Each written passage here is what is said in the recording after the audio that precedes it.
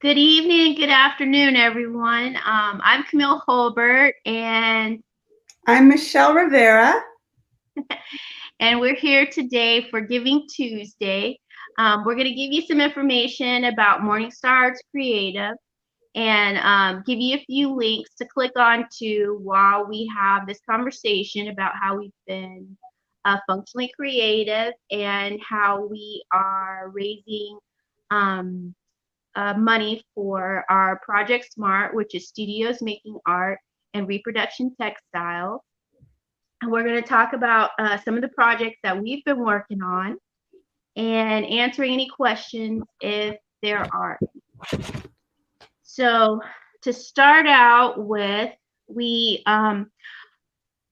it go? I don't know if it's working on. I try to go. Do you see it? Okay. All right. So if anyone is interested in donating money, which we would appreciate, you can donate on our Giving Tuesday campaign at www.georgiagives.org, which is GA gives.org, and go to the event, and it's Project S.M.A.R.T Art, but the name of the project is Project S.M.A.R.T. And you can donate there. You can choose to pay for the fee, which is only, I believe, about 50 or 60 cents, or you can just say you don't want to pay for it and the money still goes to us. So Georgia Gives is a campaign that's for Giving Tuesday all around, but we just happen to be in Georgia, where it's a platform where all the nonprofits, so you'll not only just see us, but you'll see nonprofits all over Georgia who today take time out to tell the community about what we need, what we're doing, and how to get in contact with us. And so Michelle, who is on the board for Morningstar Arts Creative, she's our secretary, and I'm the CEO of Morningstar Arts. We're here today to talk a little bit about some of the activities that we have planned, some of our partnerships, and how we've been managing to keep volunteers and be creative and keep our programming going in the midst of everything that's been going on with COVID. Normally we meet in person when we have activities, but because of all of the restrictions and some of our partners are not allowing volunteers to be on the premise, we are creating kind of like a virtual platform where we can still reach into some of these community centers virtually. And then once everything kind of levels out, we will be doing kind of like a hybrid, being in there and then virtually as time goes on. So I'm going to put up a list of some of the things that we need. So if you are donating money, that's great. But if you want to actually donate something that we use a lot of, we definitely need Mod Podge, tacky glue, and virtual volunteers. And throughout the course of this, Camille, just on the tacky glue. So how would you describe it? Is that Elmer's glue? What kind of glue? no, tacky glue. Hold on. Sure. Tacky glue. Oh, really? It is tacky glue. It's essential. Yes, it's actually tacky glue. And you can actually sew with this, kind of stitch with it. Wow. So if you didn't have any thread, and one of the things we do, one of the projects we do are non-sewable projects. So when the kids make pockets or little things, little purses, we actually use the glue. Wonderful. Excellent. So when you go, you can actually find us in the dollar store too. So it's for $1. So you're to kind of compare if you were going to donate $1 or donate the tacky glue, we would rather have the tacky glue because we're going to use $1 to get the tacky glue. Right? And it's 3 ounces. This will actually, over here. This will actually, yeah, I know. It'll help us with about 3 or 4 projects. And with everything that's going on with being safe and social distancing, each participant has their own. so they can just keep that with them. And a little bit later on, I'm going to show you some of the things that we've done with the tacky glue. Mod Podge is the same way. You can go into the dollar store and find it for $1, and it's the same 3 fluid ounces. And that's why I said that. If it comes down to you're like, well, I just want to, you know, pick something up and drop it off for you, we make kits out of these. So the Mod Podge and the tacky glue are essential. How would someone give it to you? How would someone give it to you? Are you going to give them a mail? Yes. So we do have a mailing address right now. It's our mailing box, and it's 2126 East Victory Drive, and that's in Savannah.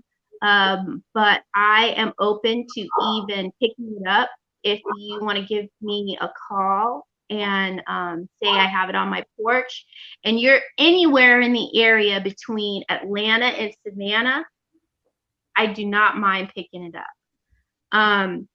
Like I said, a lot of our projects, we're trying to span out all over Georgia, through South Carolina and into North Carolina, and that's where Michelle is. So, and then we're also looking at doing like coastal areas.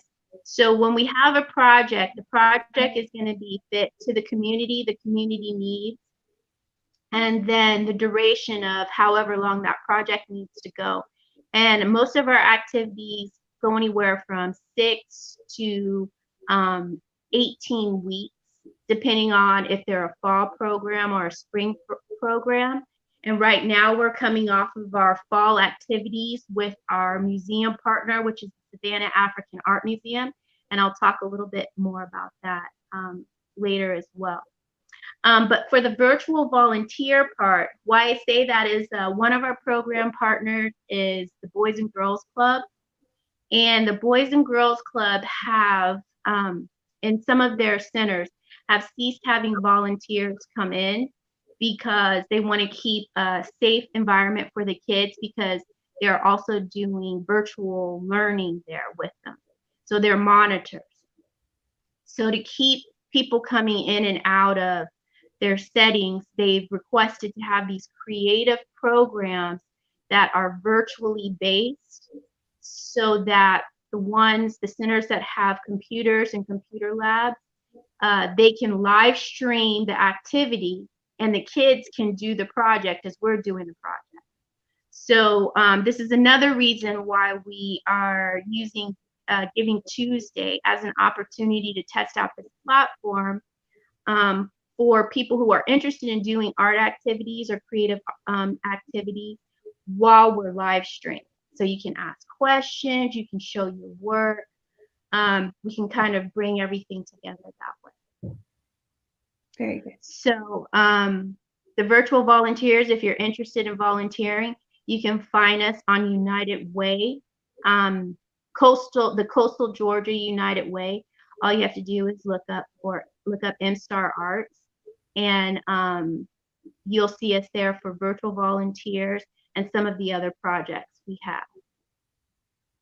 Okay, and so for the next part of what we're doing, we're talking about how we've been functioning creatively by making creative and imaginative masks that have inspired us to create functional masks. We have turned unfunctional art into functional art. And how our project ties into this is that one of the things we do is we partner with museums and art agencies and organizations, artists and people and creatives alike. And we create these functional projects out of creative, imaginative processes that engage people in learning about textiles, art in general. There's a little bit of an education component, which is why we partner with museums, because they'll take their exhibits and then we'll take an inspiration from the exhibit and recreate it. In addition to that, Michelle and I have been creating on our own in the interim of all of this. And some of the activities that we're going to be doing in the next couple of weeks, we're going to have some taste and paints where we're going to be tasting what we're painting. We're also going to be painting some of our favorite objects and animals and people. And so I'm going to have Michelle tell you a little bit about how she's been functionally creative the last couple of months. Well, it's pretty tough when you are a teacher and around a lot of children when you're suddenly cut off, but only with your own two. I do have 2 children here. And so to entertain them a bit, we have been doing lots of art projects. We started off by going on to michaels.com and just finding some taped versions of things. And so we've made jewelry. We did this project right here. This is an owl. And this is something that we like doing, is taking animals and giving it a very abstract look, because obviously you have a pink background. Let me get in the right way. This is not a realistic looking owl, but it gave us all a chance to be very creative. I can't find my dog. I thought I had it. It's my husband's owl. I'm not going to show the owl. So we also have taken to making portraits of our animals. And we actually started crocheting. We started by finger crocheting, big, huge blankets. But then I actually taught myself how to crochet. And I have my blanket right here I've been working on. I'm very proud of it. I'm getting pretty far, but it's a single crochet. And so I think YouTube has been very helpful. And that's why I think that this kind of platform will be a wonderful way to reach people in their homes, because we're so isolated. And it's a way that you can be creative, and you don't have to be using exactly the same thing. You could use what colors you have, because it doesn't really matter. It's just an outlet for you to be creative and to commune with people. And I like this format much better than the Zoom, because I feel like you can probably get some more feedback quickly. Right, right. I agree with you. Mm-hmm. So that is that's pretty amazing there with the crochet. And you haven't crocheted before. This is your first time No, crocheting? I just crocheting for my first time. I've done like I've sewn before, but it's very different. My mom tried to teach me, but she was left-handed and I'm right-handed, so I just couldn't transfer it over. I just said, what do I do now? So I never was successful with learning, but So that's where I am with it too, with the crocheting, because my mom is left-handed and I was originally left-handed but changed to right-handed. mm-hmm. And so crocheting, it frustrates me. Mm-hmm. It's hard, but I admire it. Well, I just got this big, huge ball of yarn right here, and my next project is going to be a single double crochet combination. I don't know how to read patterns, so I'm kind of doing my own thing. Let me see it one more time. Let me see what you're doing. Oh, this right here. It's anniversary cakes, and it's this super big. I've used that before, but what you crocheted, show it again. Oh, my so this single crochet. A single crochet is very tight, and that's why it's taking me so long. I don't want to pull out my crochet stuff. But I just started to say, oh, I'm going to start with let me get over here. I'm going to start with a little bit of green on the edge because I wanted a border.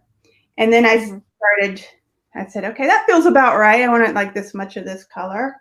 And then I measured it, and I kind of counted how many rows I had. And so then I changed the color to green, and then I'm changing back. And I kind of just used I made a little draft of what I wanted to do. Do I want to put a third color in the middle, or did I just want to alternate between 2 colors? And so I bought quite a bit of yarn, and then I decided I just like these 2 colors. So I had to go back and get more. But and then the kids keep taking it, so they keep squirreling off with the yarn. Like, what's yarn go? But yeah. Have you done any quilting before? Have you done any patchwork or applique work? No, I have wanted to quilt. I have a sewing machine, and I really haven't been formally trained on things. I mean, I had home economics in our high school. I Yeah. took home ec, and that was like a really rudimentary. You're like, hey, you could mend Yes, I it. remember home ec, yes.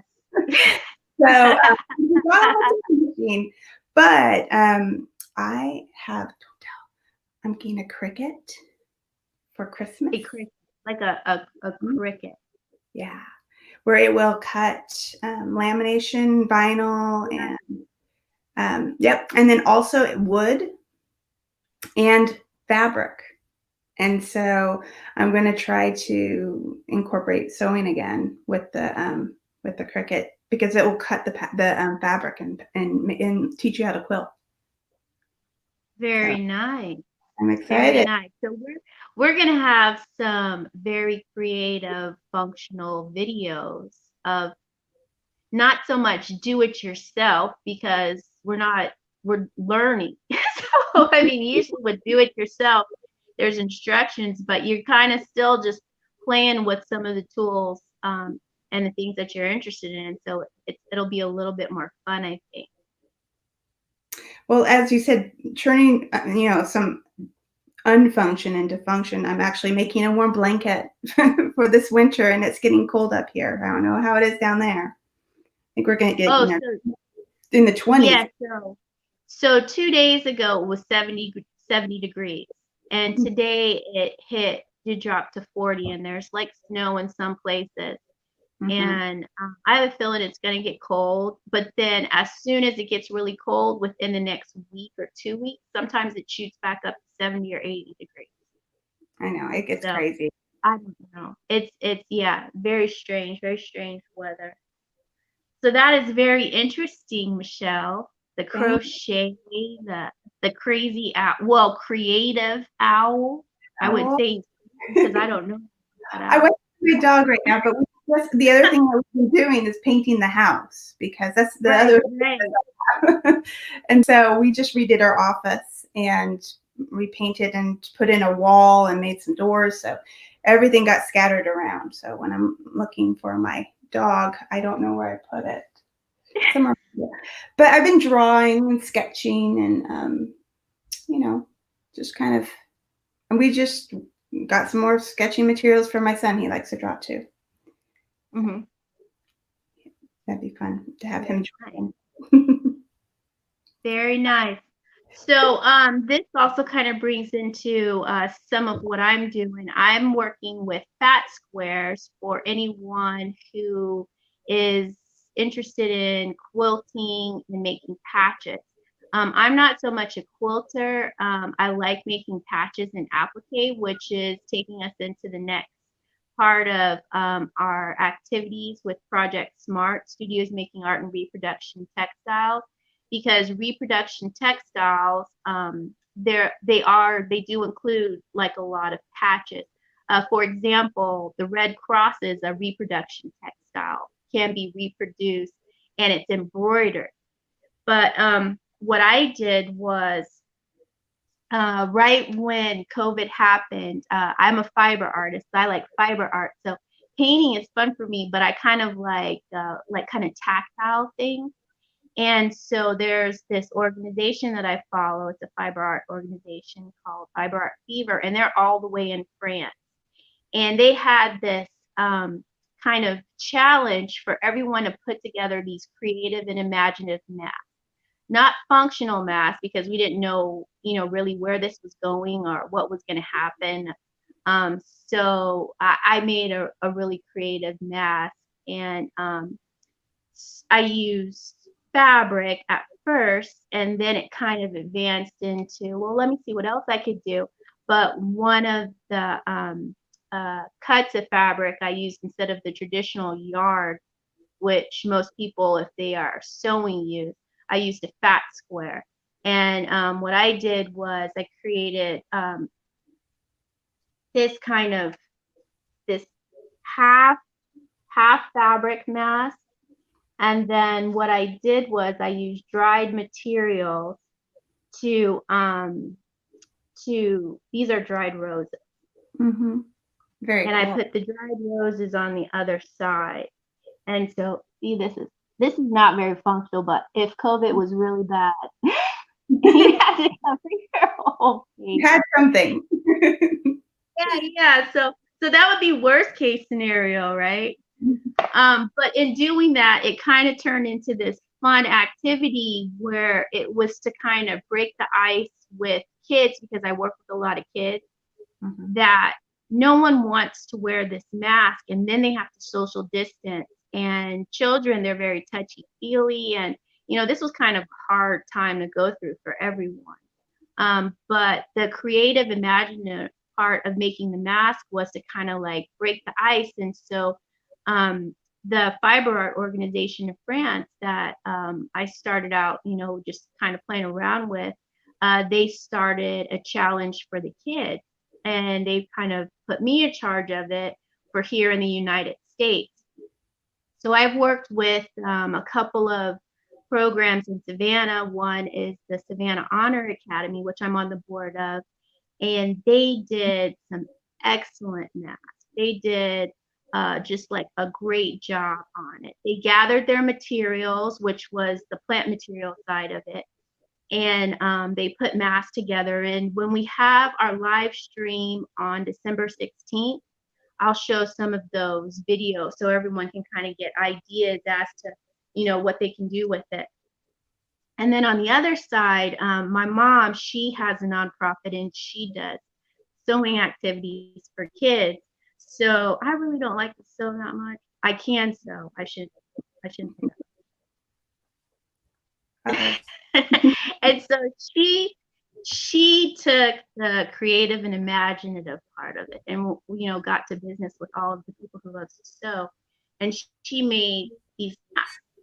Now these are very functional, so that's an example of going from like really creative to these masks. And one of the colors, when we were doing the mask, I started out with the yellow, and so she makes kind of like the custom masks with the fabrics and shows step by step. So we're going to have some video. So that might be fun, as well as when you pull out your sewing machine and just to start basic, and then do a couple of masks just to kind of see. Yeah. And patches and whatever else we're going to do. So that's something that I've been doing the last few months. And I'm going to put up here the Savannah African Art Museum.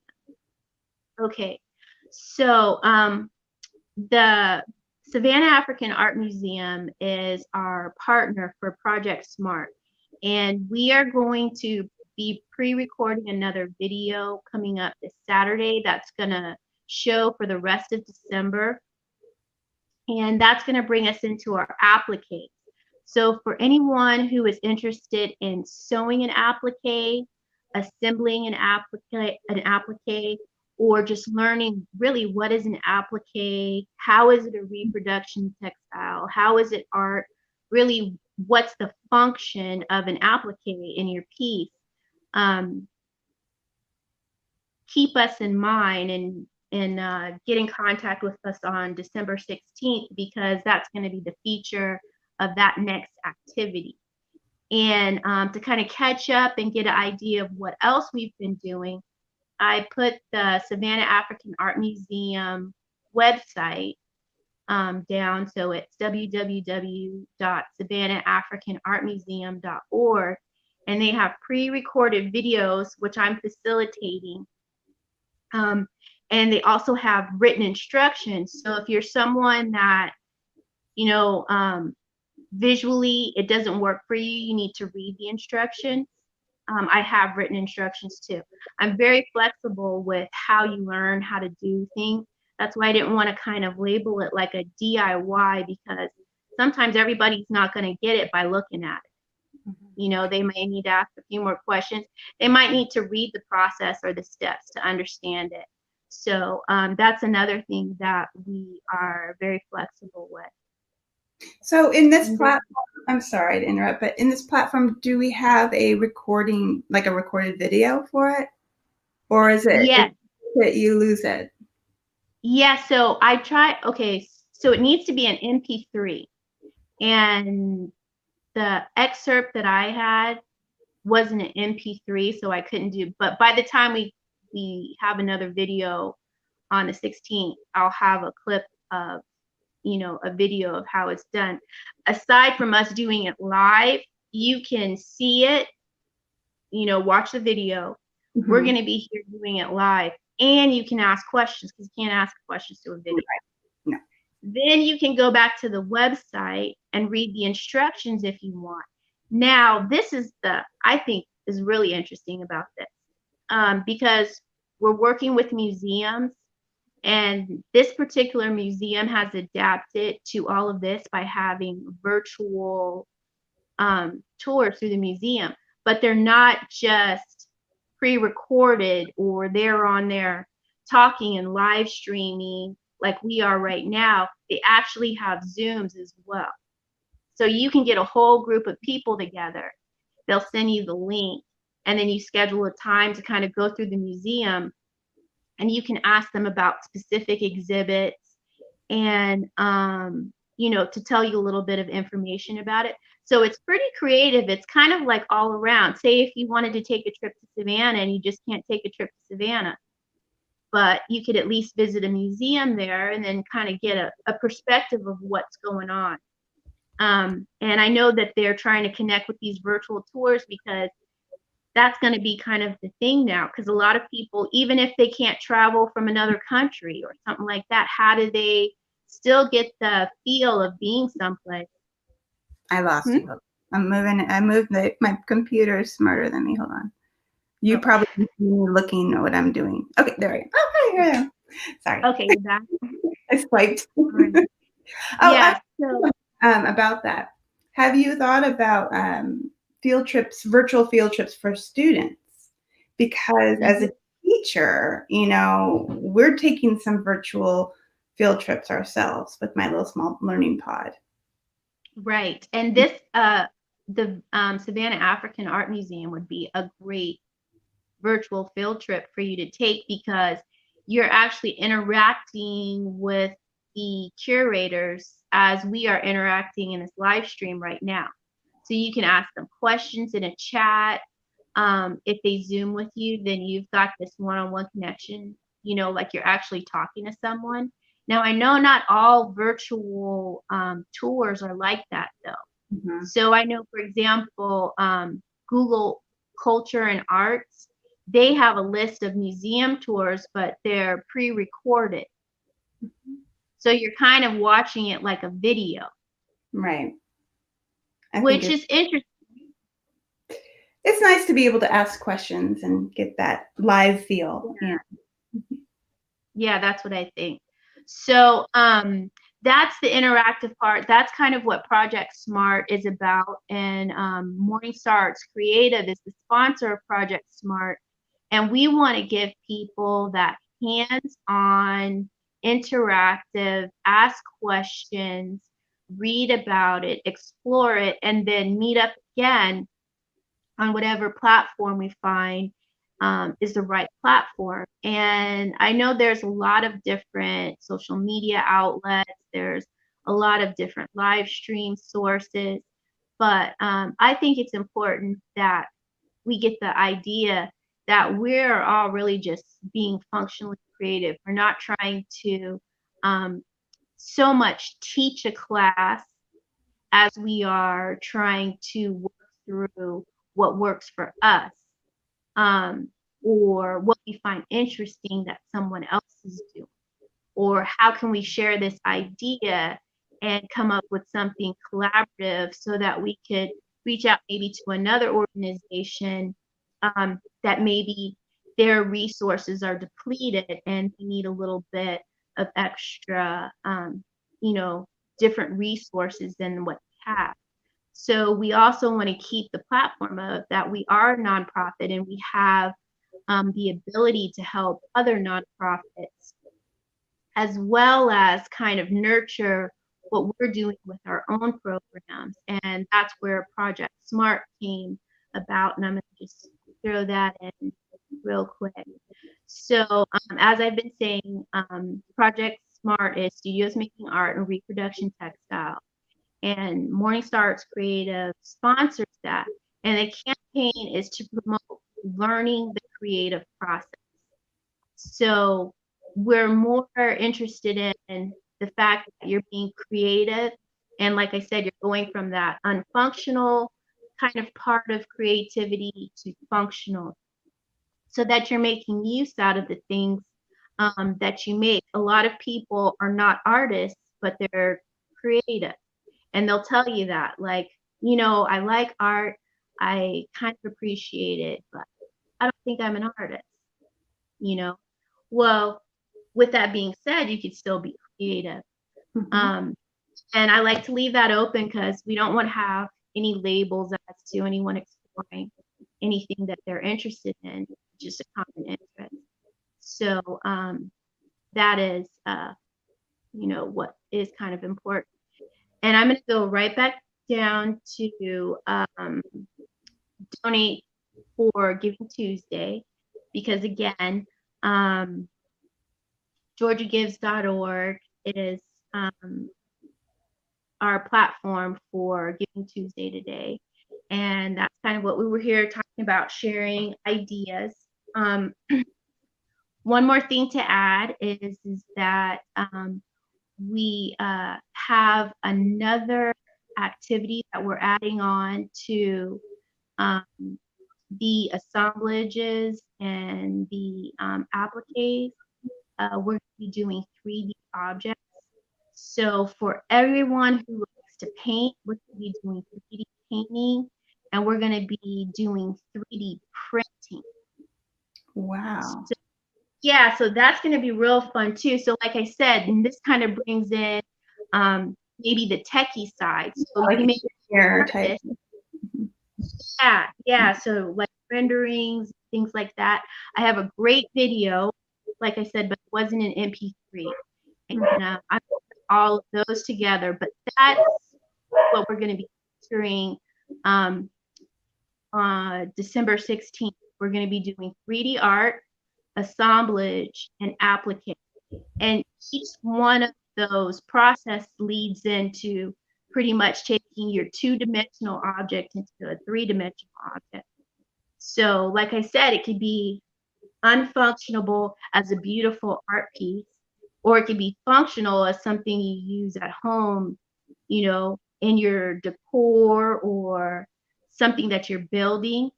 You might be making a model or something like that. Mhm.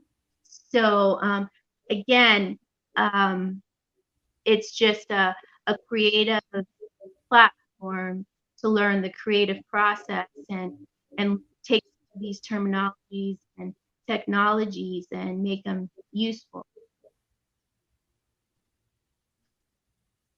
So Very does cool. that sound? Yeah. Is there a time on that? Is it around this time? Yeah, so I put it for 7:15. I can change it. I haven't had our program participants are the Boys and Girls Club. They're one of our participants, and the Boys and Girls Clubs are all over the United States. But we're going to be working, starting out with Frank Callens. So their activity starts at 6:30. Okay. But I put one for earlier in the day too. So I think what I'm going to do is give everyone time to see this video. So this is the great thing about live stream, is that we've live streamed it, and it's going to our YouTube page as well as the Facebook page. So it's kind of like work at your pace, get the information as you go, and then meet up, just kind of know what it is that you want to do, and we'll offer the resources then. So I'm thinking that I know for sure we have it scheduled for 6:30, and I think I'm going to do one for 1 o'clock. That'd be good outside of the eating times, like lunch and dinner, Right. Yeah. Yeah. Because, with the holidays just taking place, usually, a few days after everyone's eaten as much as they've eaten the last couple of days, dinner gets thrown off. You find Right. yourself eating a little bit earlier, a little bit later. Mm-hmm. So, I figured now this was a good time to do it, like around dinner time because some people are like, oh, I've eaten so much already. I can do that. I think it's a good time. Yeah. Okay. So, and then some people feel like 8 o'clock is a good time, but like by 8 o'clock, I'm like done. But it's not, it's not just about me. The audience is important. So if they're Yeah. children, you don't want to be doing something so late.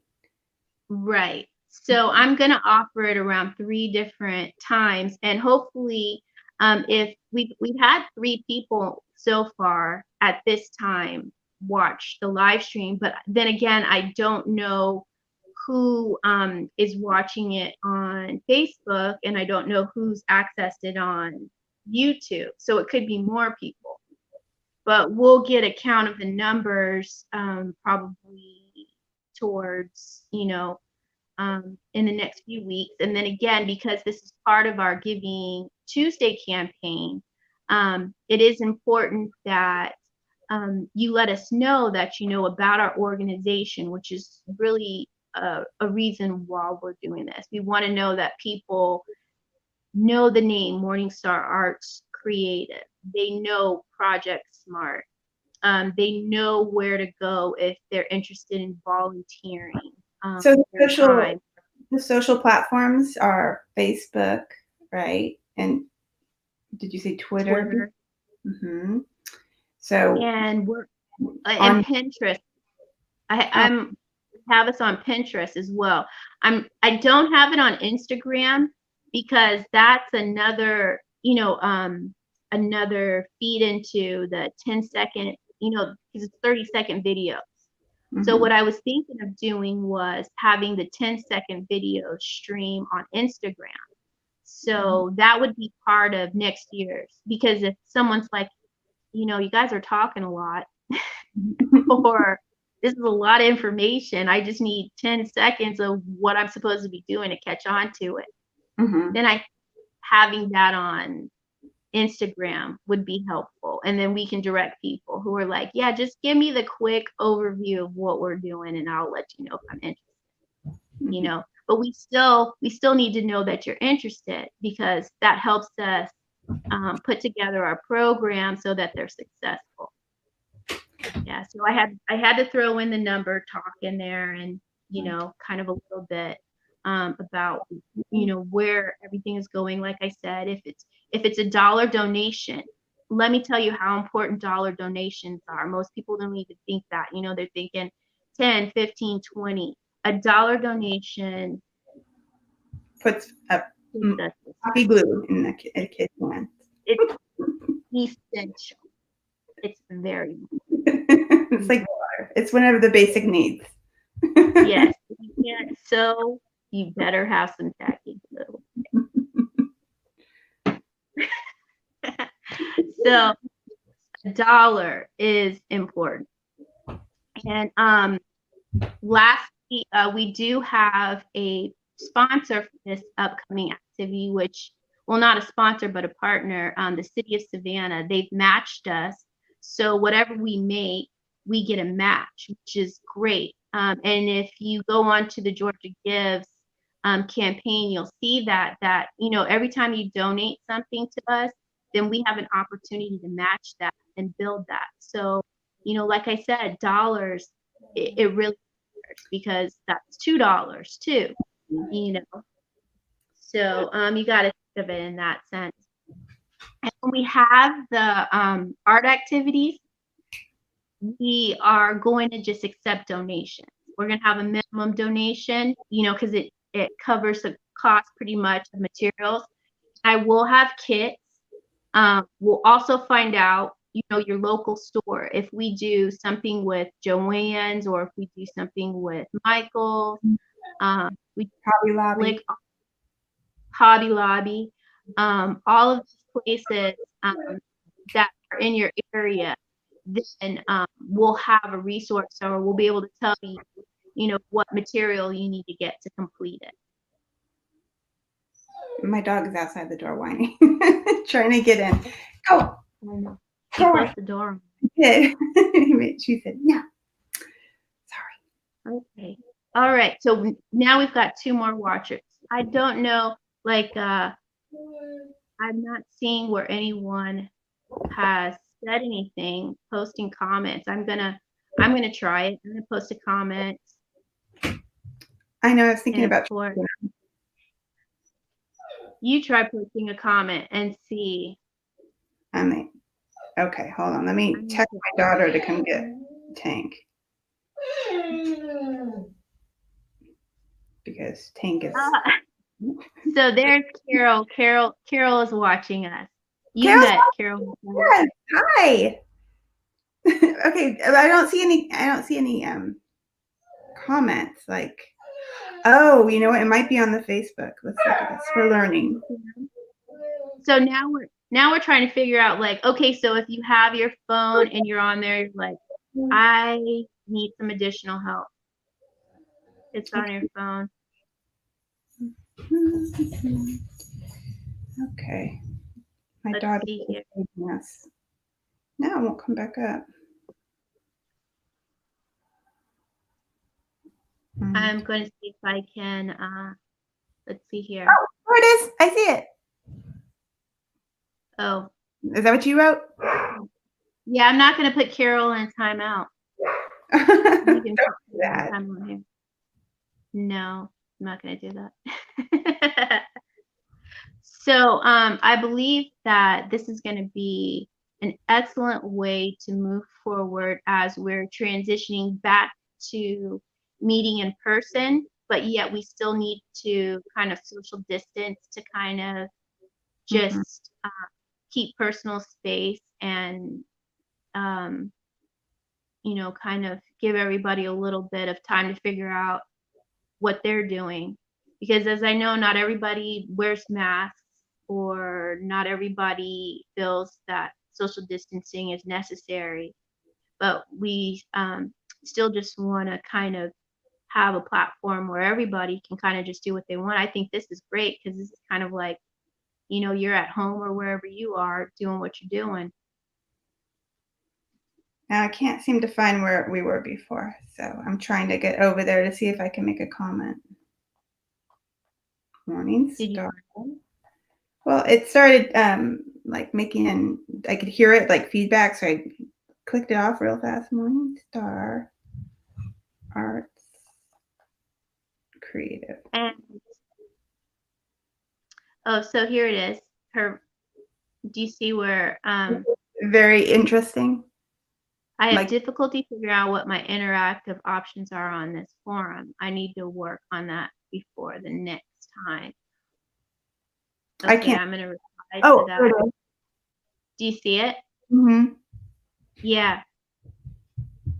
Okay. So then now I can post a comment.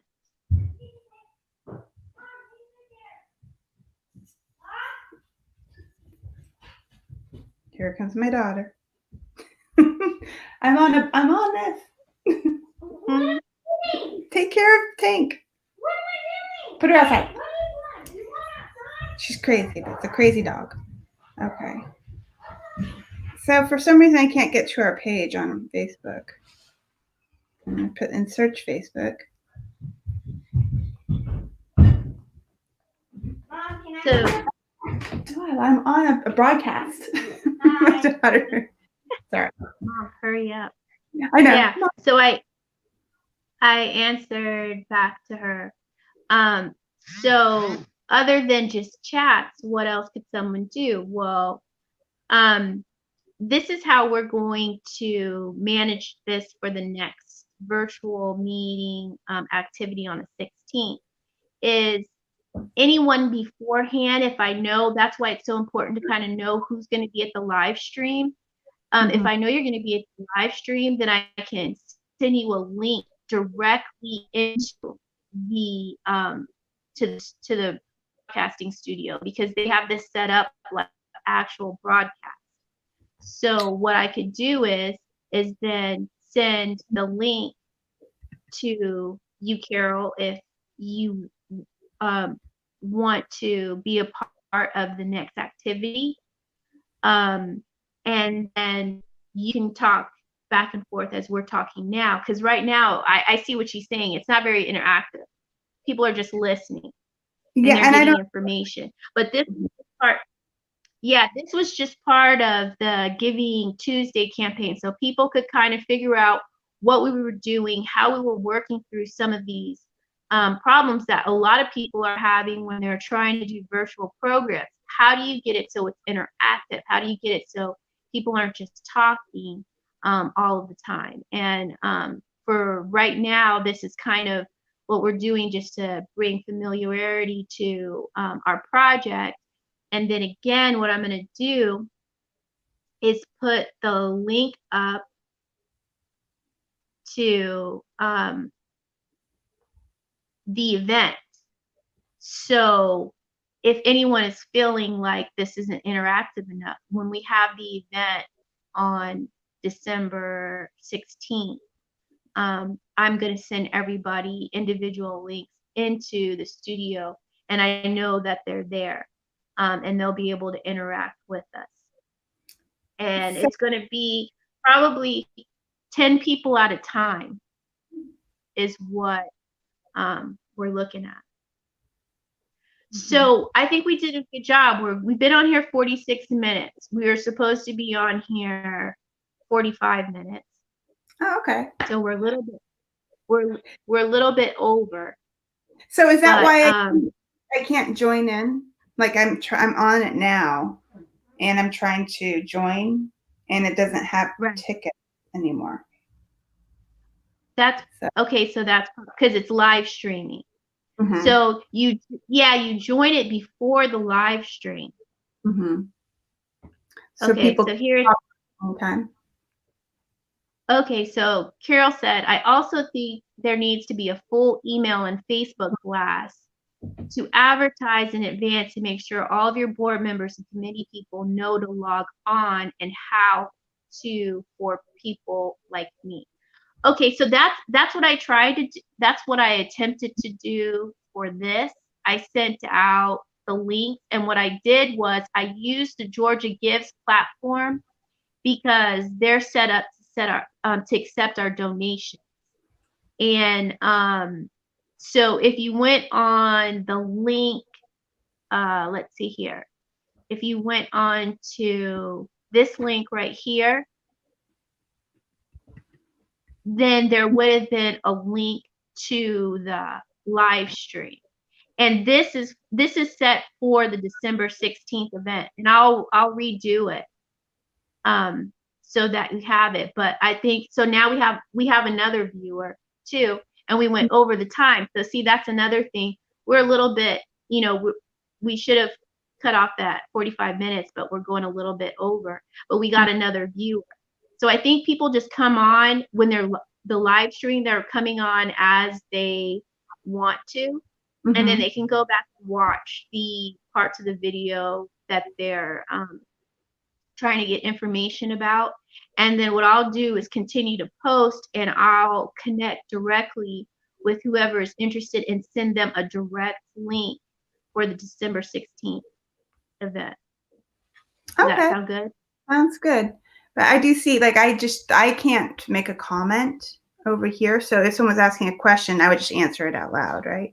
So it does give a chance for people to ask the questions. Right. Mm-hmm. I think one of the problems is I was on full screen and you just went away. So, hi, everybody. I'm still here. I am in the show still. Let's see. Okay, let me go.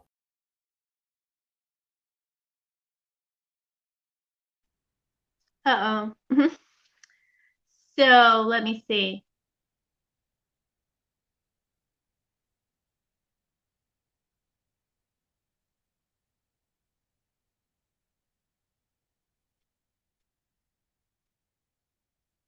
Oh.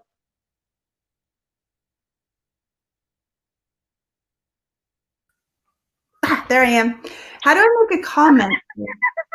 Where'd she go? I know we all disappeared. There's my daughter's hand. Okay. Okay, so I'm gonna try something. I'm gonna try something to Carol. Okay, this is what they're prompting me to do. Mhm. See if it works. Uh-oh. Let's see here. Post comment.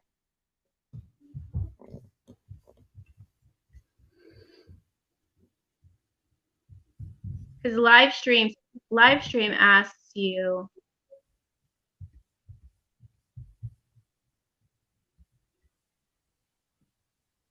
Okay, so for our guests that are listening to us right now, I've put a link in the chat, and click on this link and we're going to invite you into the studio. See if it works, if you can. If you like, if you want to meet us backstage, and then we'll bring you to the live stream. So this is really how it would work, right? But we're just going a little bit over. I think we were going to go from 6:30 to 7:15. So it's okay. Yeah, we're a few minutes over. But let's see here. I got another one. Private chat. That's the only place I can comment. Oh, okay, that's you. I got it. Yeah, I can't comment over in the other area, but it makes sense that that's the question forum. You know, that's where they ask their questions and type in, and then you answer them.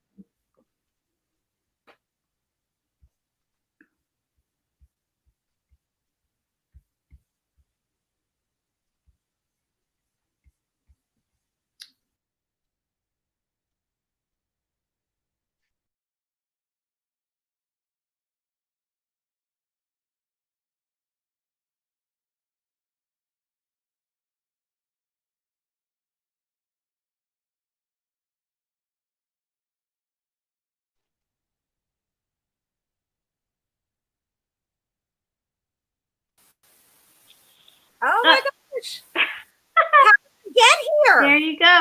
Well, wait, hold on. I've got to get Michelle in here. Okay, this is really exciting. But I'll tell you, I know your meeting is over. But I tried to send, I had been chatting with you, but I tried to send you one more, which was just that as a follow-up to this, make yourself a nice little, very clear flyer about the December 16th. And at the end, can you hear me? Yeah.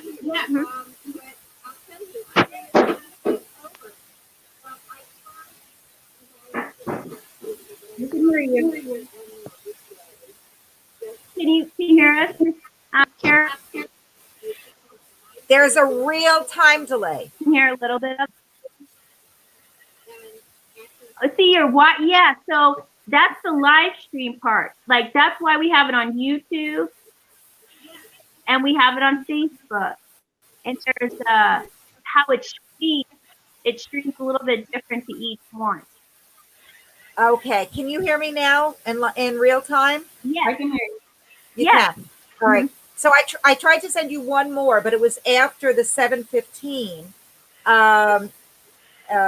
end show, and I don't know if that had anything to do with it, but it would not send my last note, which was just as a follow-up to this, make yourself a nice clear flyer with the December 16th date, letting people know that even though that Giving Tuesday is over, it is not over for your organization or for your project, and that you should go ahead and not only put the link and make the flyer complete, but add it in the body of the email, put the link so it's active underneath the flyer, and send it out to anybody and everybody you want to invite, or your board members, or your committee people, and people who have shown an interest. What you want people to do is go to that link, make it very easy for them to give a donation so you can do your match.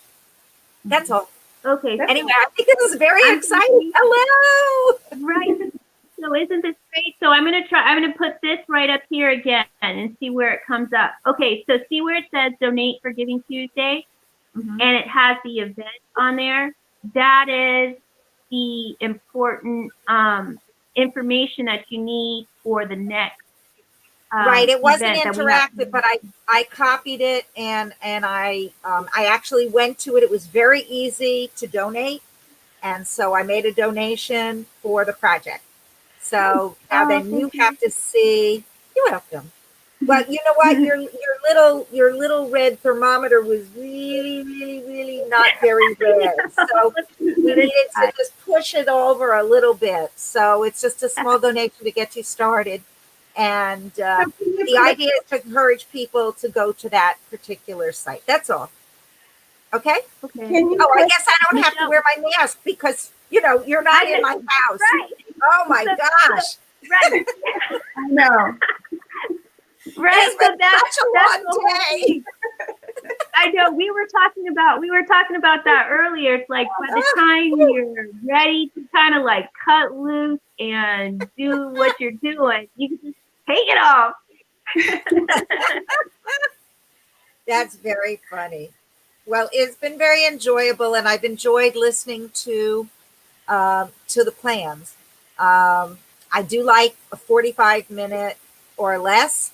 I have a firm belief that anything you can't say in 45 minutes doesn't need to be said. Anything that you can't conduct in terms of a workshop that can't be done in 90 minutes, maximum 75 is better. And you divide it up into two because people have much shorter attention spans, and now that they're working from home, sometimes it's really harder to keep the level of attention because they have other things going on. So I actually am going to sign off because I was working on another project, but I really wanted to see what you all were doing. I know I'm retired. I'm not supposed to be doing another project, but I just have a few more things that have to be finished. Yes. So I'm going to be up late tonight. But I think this is really a great start. So I'm very Good. excited about it. But again, double back. And while you've got people's interest and they say, oh, wow, I forgot to do X, Y, or Z. And I assume that with the YouTube that they can link into it at any time. Yes? Right. Because it's recorded. So it's recorded on the YouTube, and how I have the YouTube set up is they can actually go in and see the workshop. So if they're like, okay, so we know what these people are talking about, we know about Mstar Arts, we want to see what our art project is, what we're doing. The math video was up, and what we're going to do is be posting the videos as we go.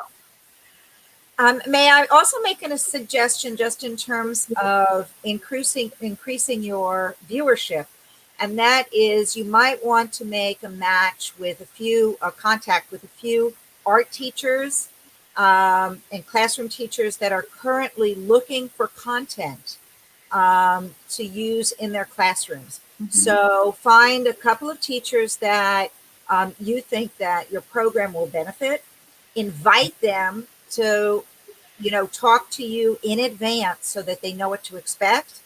And if it's appropriate for their kids, have their kids log on as an activity for their classroom. And if not, invite them to come so that they might be able to adapt what you're doing to their classroom materials.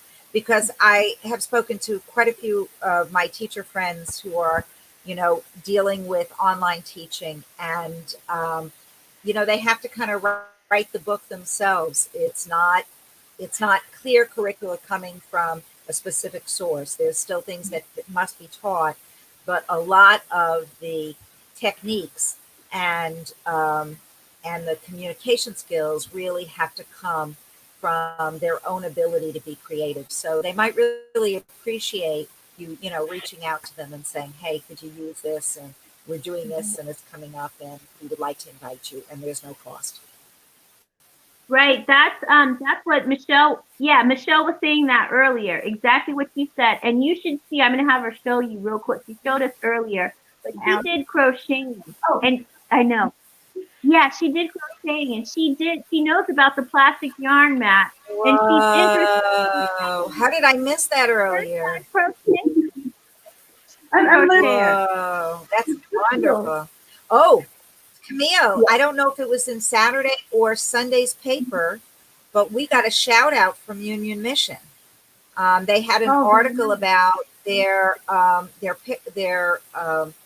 One. program where people lined up.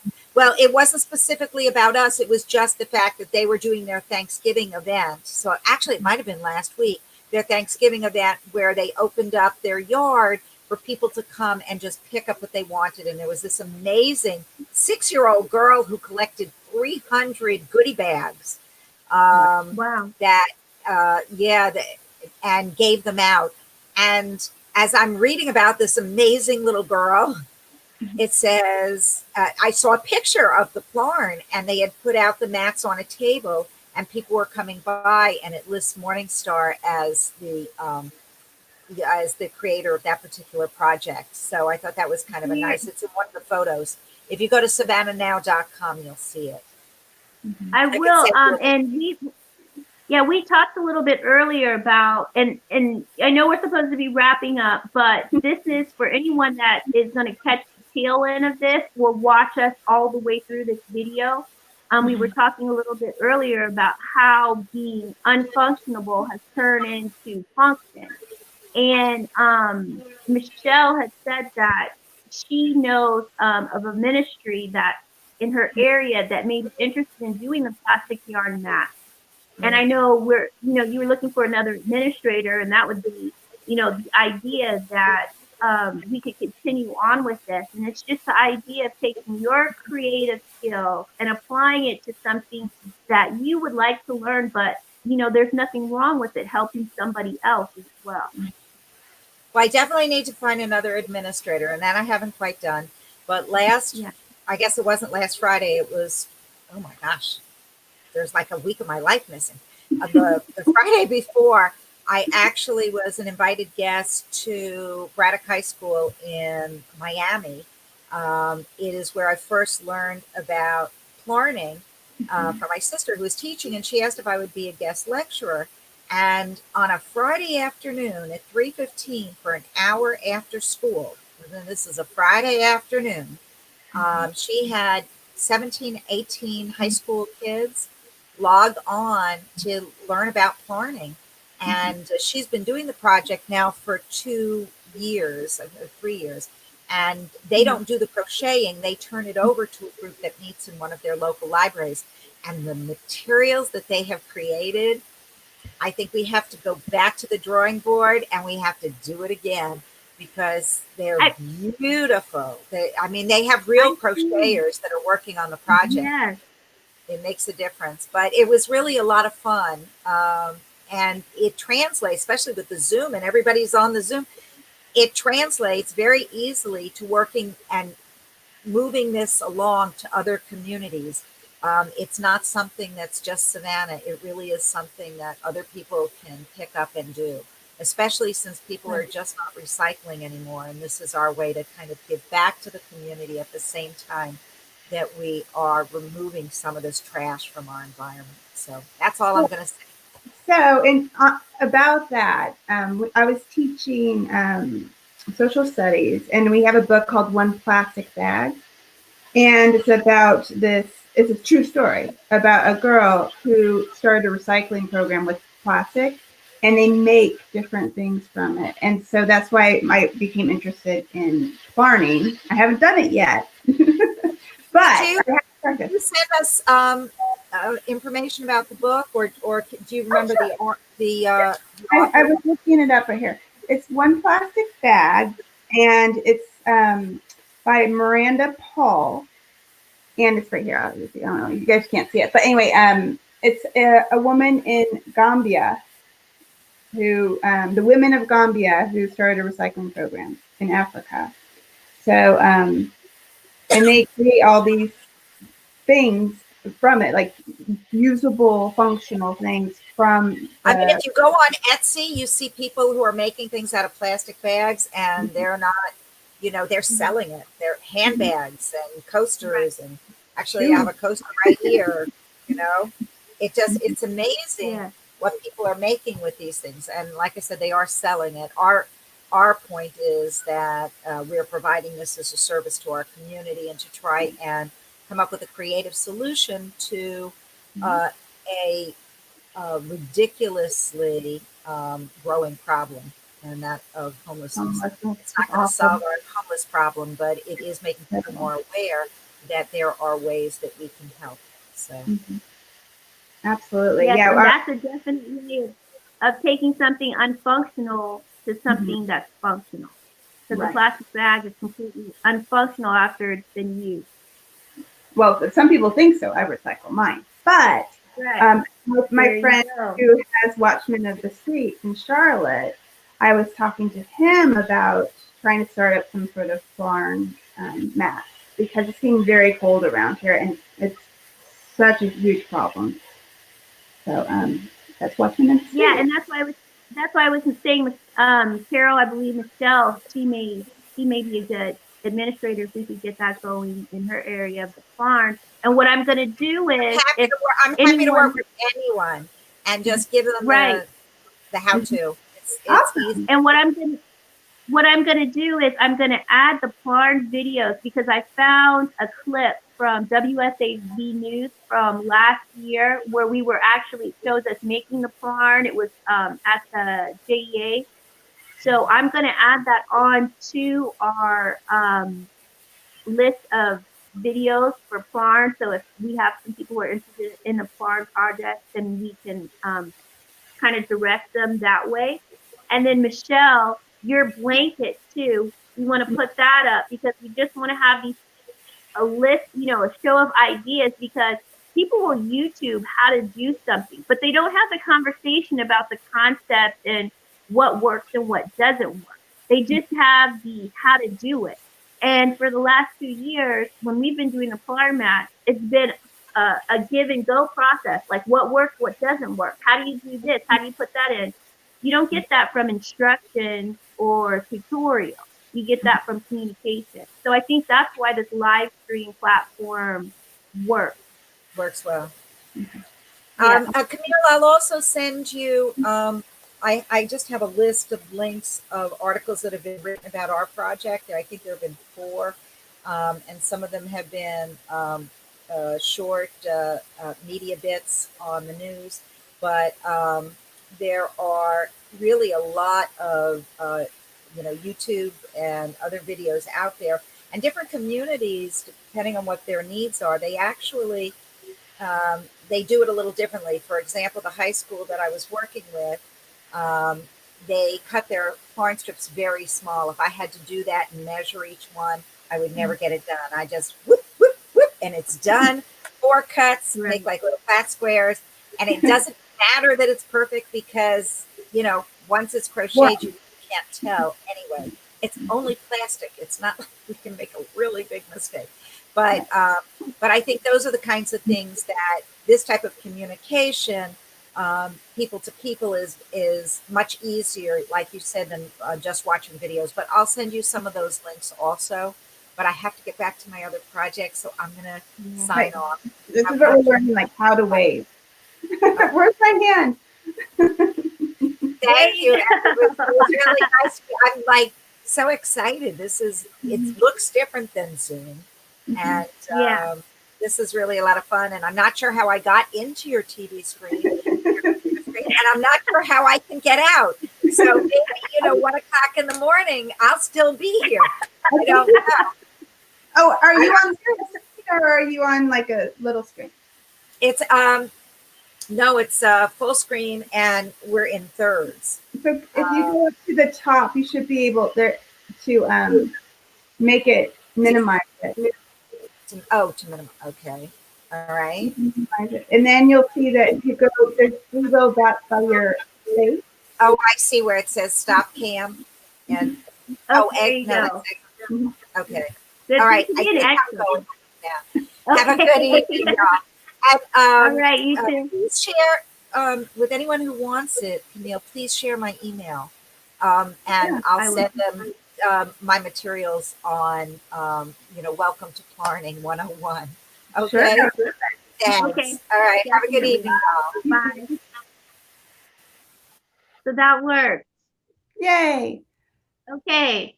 So that's how we would invite people in. And if, we don't have anyone that stayed on afterwards, a few people did, but now we kind of have an idea of how it works, and then how to bring people into the conversation. Right. Awesome. I like that. Yeah. Well, let's if you need to talk to me some more, I might be leaving the studio here, checking on my daughter. Yeah, we will. I'm just going to say, just to wrap up the video, thank you for anyone who has, gotten information about Mstar Arts Creative. You have the link on how to give for Giving Tuesday, and our wish list. So we will be posting YouTube videos over the course of the next few months. Our next one that, like I said, I'm going to put the PLARN in there since we talked about that, and that seems to be some interest. But our upcoming next activity is December 16th, which is for the Project S.M.A.R.T. So you'll see those videos up as well. And thank you, Michelle, for co-hosting this with me. And I will see you Soon. yes. Well, All right. all right. Bye. Bye.